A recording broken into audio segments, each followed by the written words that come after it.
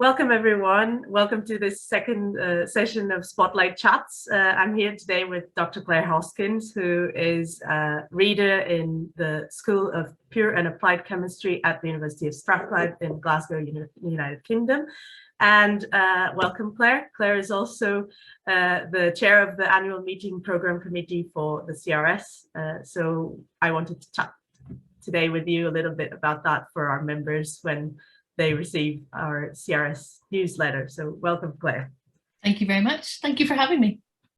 It's lovely to have a chat with you. We've met a while ago already since I came to the UK, and it's been a really nice knowing you and meeting you in different contexts. So it's really nice to have you. And so the first question is a very obvious one. If you want to tell us a little bit about your background and what you do in terms of your research at Strathclyde. Yeah, so I am a chemist by training many years ago. And after my undergraduate in Robert Gordon in Aberdeen, I went into the world of pharmacy and pharmaceutics. So I did a PhD in the use of amphiphilic polymers for drug solubilization, also at Robert Gordon in Aberdeen. And after that, I went and did a postdoc, and I decided to discipline hop a little bit and learned a little bit more about the cell culture from the biological side of things compared to the physical sciences. And I think that helped shape the research that we do today. So after my postdoc, I got a lectureship in Keele University School of Pharmacy and worked there for 8 years. And then 4 months before the lockdown, I moved to Strathclyde Chemistry. So I've been in this office not very long. I've been in my spare room for a long time. And here my lab group we're working on nanomedicine development, and we specialize in pancreatic cancer. So we're looking at a host of different nano platforms that may be used to target or control the release of various compounds for pancreatic cancer.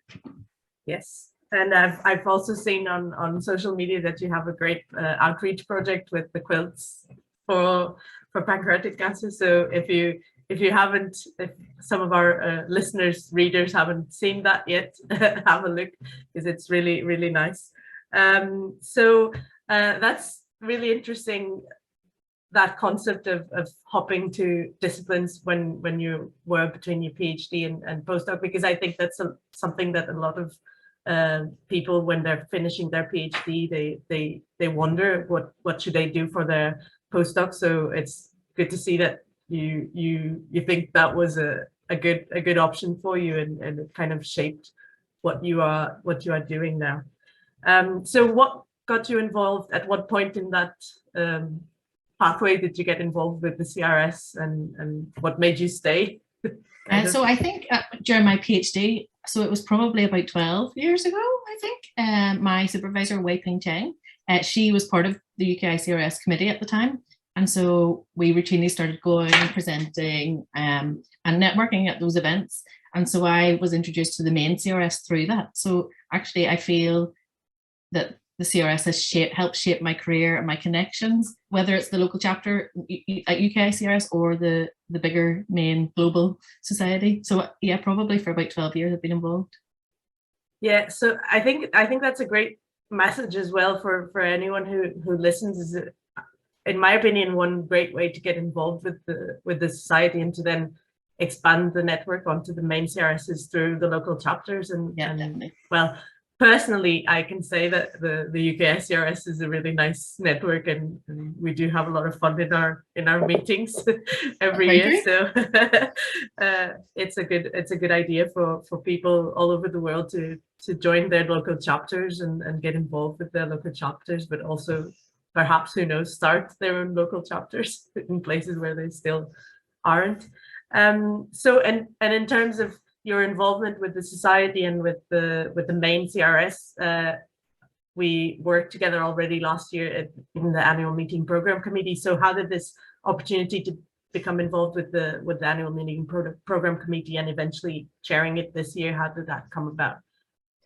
So last year, Mark, who was chairing at the time, had reached out and asked if I was interested, and I wasn't really sure what was expected, so was happy to come on board. And then I think I gained a lot of experience last year, and then Ben came to me this year and coerced me into the chair position. Thank you, Ben. But I'm really enjoying it. It's hard work, and there's a lot to do, but it is really fun, and we've got a very fun team this year, and it is like good to work with people, and we're working across the globe to try and make a great event for everyone. Yeah, Ben has that way of talking us into things. Thanks, Ben. And what would you say has been the best part of this process in organizing the annual meeting? I think working with the teams, we've got quite a small team this year, but it's really, really friendly and open, and we're actually having a great laugh doing it. So although there's pinch points when we're very busy, like reviewing abstracts or getting the programming set up, we're all doing it with laughter. And so that point, I think I've made friends for life. So for me, that's the most important thing. So maybe new collaborators and friends for life just through organizing the CRS. Yeah, I think that's one of the magics of the CRS, regardless of the committee or the team that you get involved with. I felt that as well, and I think it's always the excitement of meeting your friends more than meeting the people you are working with, which is also that. But I remember, I think I don't know if I told this in the last chat with Arlene, but yeah, going to Valencia a few years ago when we went for the annual meeting, my feeling was that I was excited that I was going to meet my friends and also hear amazing science, but that kind of friends sometimes you only see once a year because of the meeting. So it's really nice. People that you meet on Twitter and like you converse with on Twitter, for instance, and then but you've never met them until you go to the main conference meeting. So I'm really excited for that this year. Yeah. And well, in that note, like what can our members expect for this first in-person meeting after these long 3 years? They should expect fun. So I think we've got a full program. We've got really outstanding plenary speakers, and our program is not completely full yet. We haven't allocated everything yet, but we're in the process. But I just think what to expect is we're coming back together. And I know I said that when we announced it this year at the event, and but really, I think that's the important thing. So although science has continued, I feel the fun's been taken out of it while it's all been online. And it is about catching up with people, those conversations outside the sessions, maybe late at night. That's where you're making connections, and those are where you're going to spread your network, particularly for early career scientists. So I think that we can expect to have fun because we're all back together again, as well as some very top-notch science.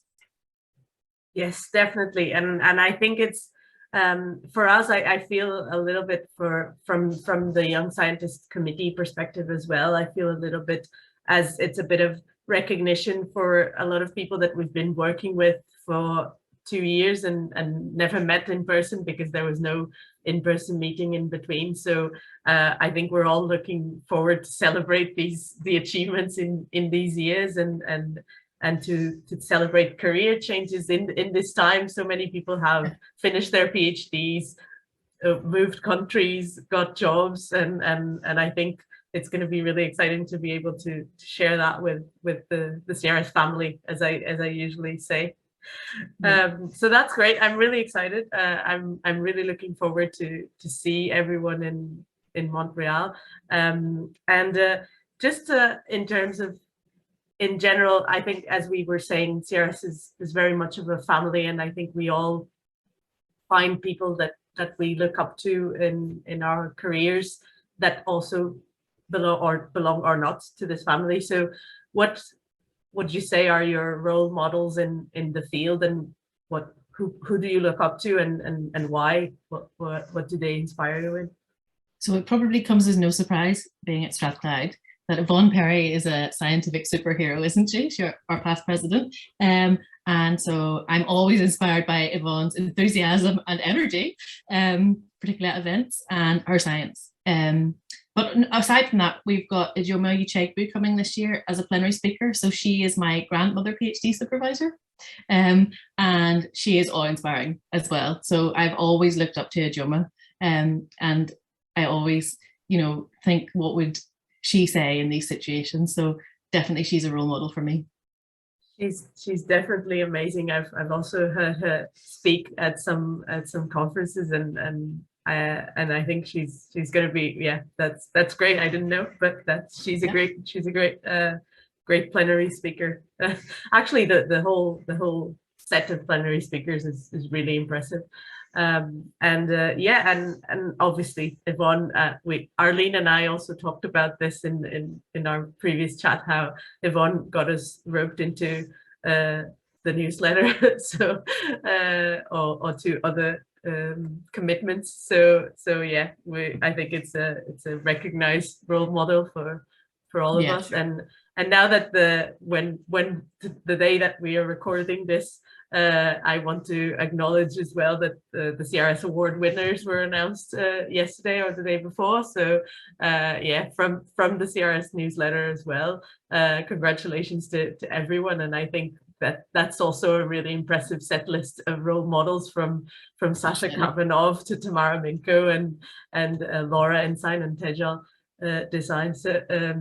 So it's really nice to also have this opportunity to contact. I don't know if you feel like that when you were newer in the society, when you were just joining, but I always felt that one of the greatest things of the CRS is that all these people that you look up to and that you admire are really down to earth and really easy to speak to at a CRS conference, at least. I mean, so that kind of environment, familiar environment, is really nice. Did you get that kind of feeling from your meetings, your first meetings? Yeah, absolutely. I feel like you know that this is your community. It's where you belong. It's where, you know, obviously I've got a chemistry training and I do some stuff with other societies, but sometimes, you know, people's skill set's a bit different, whereas this is a society that I think, although it is quite multidisciplinary, that I could sit in any talk and understand it and enjoy it. And you're right, we have some giants in the discipline, like Yvonne, for instance, but they're all really down to earth and more than happy to have a conversation. It's not elitist, and you know, it's such a friendly society. So I think that's one real strength of the CRS. Definitely, yeah. So that just makes us more looking forward to Montreal. And just before we wrap up, and thanking you for your time as well, Claire, do you want to leave a message for the members, something you want to say before we go? Yeah, just look forward to seeing everyone in Montreal. Get registering. It is going to be an event to remember. It's the first time post-pandemic, and we're going to have some fun. So please come if you can. Yes, we're all looking forward. Thank you so much, Claire. Thank you for your time, and it was lovely to have this chat with you. And I'll see you in Montreal, if not before. Thank you for having me. Thank you.